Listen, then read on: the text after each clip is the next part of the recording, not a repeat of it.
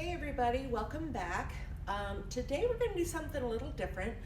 Up to now, I've only used body weight, and today I'm going to give you the option of adding some weights. But if you decide you're going to use weights, there's a couple things. You want to go light.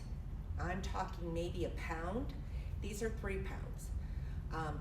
Probably not more than 3 pounds. I'm going to put these down just for now.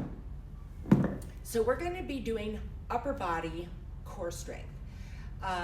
So if you think of a tree trunk, which, this is our trunk, the trunk below the branch is what's holding up the branch, not the trunk above the branch, holding it up.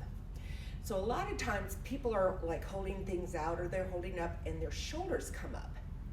Now that does a couple things. Your shoulders come up, but your head tends to come down. So you're really contracting here, and that could lead to jaw tightness or a headache. So we really want to have the trunk below. So if you think about your core, it's from the bottom of your sternum all the way down to your pelvic floor. So it's a huge amount that's holding this up. So I'm going to use weights, but if at any point you feel any pain in your neck or your shoulder, or I do recommend that you be able to see yourself in a mirror. If your shoulders start coming up, that's your body saying, put the weights down, because this is a substantial weight. It's a long lever, and it has a lot of bone and a lot of muscle. So just be aware that the muscle or the weight in your hand is just bonus. It doesn't need to be there. You already have that. So, couple things. Just like we always do, you want to make sure your feet are flat on the floor, not rolling to the outside of the feet. Your legs are pulling towards your midline. Now you can always have them really close together like I have mine. Or you can have them in a turnout, which gives you a little bit bigger foundation. Or you can have them maybe even shoulder width apart. So if you're feeling a little tippy, get your feet farther apart. So grabbing your weights if you want. All right, so I'm gonna be turning, and you're just gonna see how things are. So your palms are facing towards your legs. You're gonna lift your hands up shoulder high, and then bring them back down. As you lift shoulder high, we wanna keep the chest open. So I'm not reaching forward. I'm really tucking those ribs down, pulling the shoulder blades down, keeping my sternum lifted. Good, we got 4 more, and I am going quite slow, and a little pause. Little pause at the top, and down. 2 more like that. Up, think tall, and down, up and hold it. Now I'm gonna turn to the side a little bit so you can see what's going on. It's about shoulder high. We're gonna come out to a T, and then come back. So this time, you have that long lever moving to the side, and your body may want to reciprocate by coming forward. But we want to keep like your back is against a wall. Your sternum is still lifted, armpits are down. At this point, you're probably going, I never knew that my arms weighed so much. They really do. 2 more, and forward. 1 more time, out, and forward, and down. Roll your shoulder blades down and back. Okay, just a reminder, as you get more fatigued, the shoulders are gonna wanna come forward or up or both. What we wanna do is keep the sternum lifted, the ribs down, armpits down. The core is what's holding this up instead of your neck, okay? So if you find that you're clenching your jaws or something, that might be an indication you're using your neck to lift things up. All right, so now we're going to put sort of those 2 things together. You're gonna lift your arm up to the side and down. Now, especially when you come from the front to the side, your body is gonna wanna shift. What we wanna do is stay still. So again, keep your feet firmly down, ribs are down. We're gonna lift to the front, side, and down. Front, side, and down. Keep the ribs tucked down, armpits are down. Good. Front, side, Now we're gonna go the other direction. Side, front, keep your sternum lifted.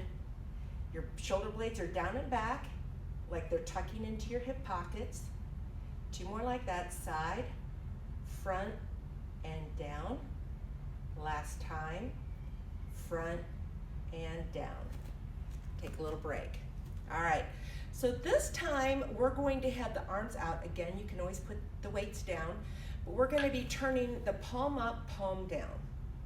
And so it could just be this. I'm gonna make it a little harder.